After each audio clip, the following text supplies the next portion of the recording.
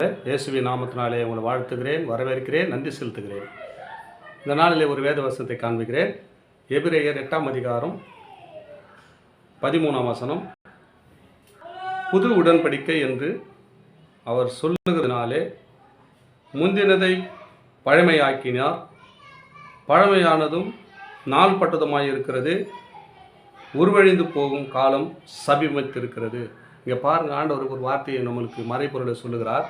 எப்படி சொன்னால் பழமையாக்கினார். எதுனா அவர் சொல்லுகிறது என்னவென்றால் முந்தினதுன்னு சொன்னால் பழைய காரியங்கள், நமக்குள்ளே இருக்கிற எல்லா காரியத்தையும், முந்தி இருந்த காரியத்தை அவர் என்ன பண்ண போகிறாராம், பழமையானதையும்.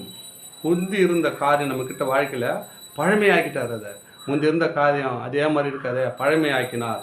அதனால் முந்தினதை பழமையாக்கினார், பழமையானதை நாள்பட்டதுமாக இருக்கிறத பழமையாகி போய் நாள்பட்டுச்சு, இது சரிப்படாது. நம்ம ஒரு பொருள் வாங்குகிறோம் கடையில், அதில் என்ன பண்ணோம், டேட் பார்க்குறோம், என்ன டேட்டில் இது ரெடி பண்ணாங்க, எந்த டேட் வரைக்கும் இருக்குது அப்படின்னு பார்க்குறோம் இல்லையா. அதே மாதிரி நம்ம வாழ்க்கையில் அவர் என்ன சொல்கிறாருன்னா, முந்தினதை பழமையாக்கினார், பழமையானதும் நாள்பட்டதுமாக இருக்கிறது. நம்ம வாழ்க்கையில் அநேக அதுமாதிரி நாள்பட்டு போன காரியங்கள் நம்ம வாழ்க்கையில் இருக்குதான்.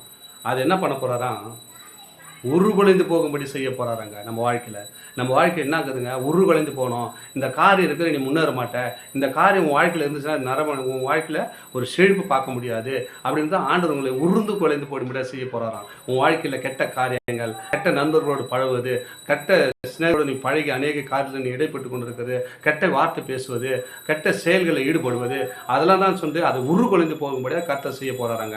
அதுக்கு தான் ஆண்டவர் உங்களோடு பேசிக்கொண்டுதான். அன்பு சகோதரன், அன்பு சகோதரியில் உங்கள் வாழ்க்கையில் நடக்க வேண்டிய காரியம் என்னன்னு சொன்னால், பழமையாக்கினார், பழமையானதும் நாள்பட்டதுமாக இருக்குது, உருந்து குழம்பு பழமையாகி நாள்பட்டு போச்சு, இந்த வாழ்க்கையில் என்னால் திருப்பட முடியாது, இந்த நிலைமையிலிருந்து என்னால் மாற முடியாதுன்னு நினைக்கிறியா, குடிப்பழக்கமாக இருக்கலாம், அநேக போதை வஸ்துக்கள் அடிமையாக இருக்கலாம், அதிலிருந்து என்னால் வெளியே வர முடியும்னு சொல்றியா, அதையெல்லாம் கர்த்தர் உருகுலைந்து போகும்படியாக செய்ய போகிறாருங்க.